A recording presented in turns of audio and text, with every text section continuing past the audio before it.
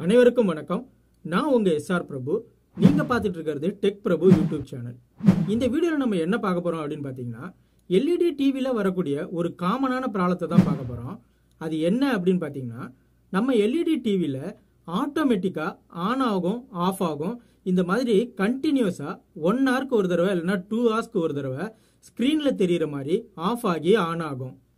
அது மட்டும் இல்லாம டிவி ஆஃப் ஆகி ஆன் ஆகும்போது ஒரு பஸ்ட் சவுண்டும் வரும். இதை நீங்க ஸ்கிரீன்ல பாத்தீங்கன்னாவே உங்களுக்கு தெரியும். இது மட்டும் இல்லாம நம்ம வீட்டுல எந்த சுவிட்சை போட்டாலும் ஆஃப் பண்ணாலும் நம்ம டிவி ஒரு தடவை ஆஃப் ஆகி ஆன் ஆகும். இதை எத்தனை பேர் கவனிச்சிருக்கீங்க? இந்த ப்ராப்ளத்தை எத்தனை பேர் அட்டன் பண்ணிருக்கீங்க அப்படின்றத கமெண்ட் செக்ஷன்ல சொல்லுங்க. இது எதனால இந்த மாதிரி ஆஃப் ஆகி ஆன் ஆகுது, இதுக்கான சொல்யூஷன் என்ன, இதை சரி பண்ணாம விட்டோம்னா மேலும் என்னென்ன ப்ராப்ளம்லாம் வரும் அப்படின்றத இப்ப நம்ம பார்க்க போறோம்.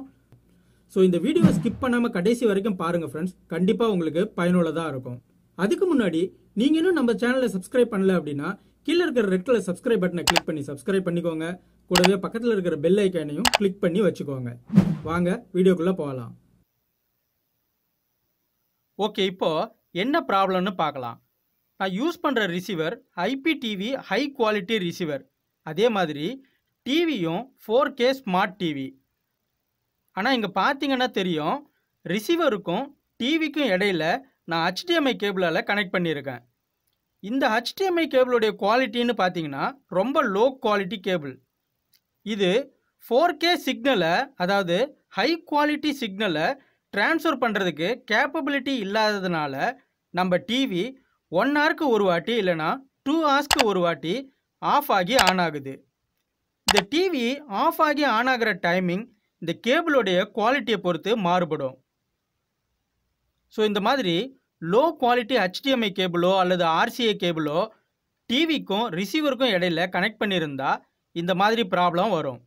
இதனால தான் நம்ம வீட்டில் எங்கே சுவிட்சை ஆஃப் பண்ணி ஆன் பண்ணாலும் டிவி ஒரு வாட்டி ஆஃப் ஆகி ஆன் ஆகும்.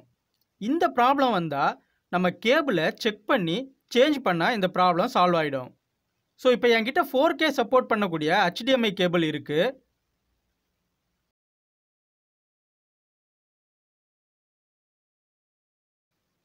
இப்போ பார்த்தீங்கன்னாவே தெரியும் இந்த 2 கேபிளுக்கும் இடையில உள்ள வித்தியாசம். இப்போ நான் இந்த பழைய கேபிளை ரிமூவ் பண்ணிவிட்டு இந்த 4K HDMI கேபிளை கனெக்ட் பண்ணிக்கிறேன்.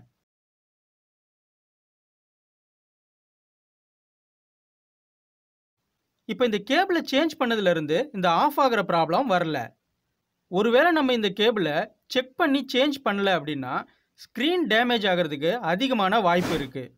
இந்த ஸ்க்ரீனை பார்த்தீங்க அப்படின்னா உங்களுக்கு தெரியும், ஃபஸ்ட்டு ஒரு ஹரிசாண்டல் லைன் வந்துச்சு, அப்புறம் கொஞ்ச நாள் கழித்து செகண்ட் லைனும் வந்துருச்சு. ஸோ அதான் டிவி 1 ஹவரில் ஆன் ஆகிடுதில்ல அப்படின்னு நம்ம அசால்ட்டாக விட்டோம்னா இந்த மாதிரி ஸ்க்ரீன் ப்ராப்ளம் வரும். ஸோ செக் பண்ணி கேபிளை சேஞ்ச் பண்ணிவிடுங்க.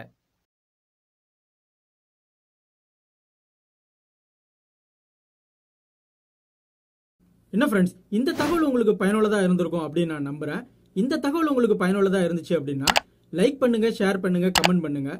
மறக்காமல் நம்மளோட சேனலை சப்ஸ்கிரைப் பண்ணிக்கோங்க. மேலும் இது போன்ற பல பயனுள்ள தகவல்களுடன் நாம் அடுத்த வீடியோவில் சந்திக்கலாம். நன்றி, வணக்கம்.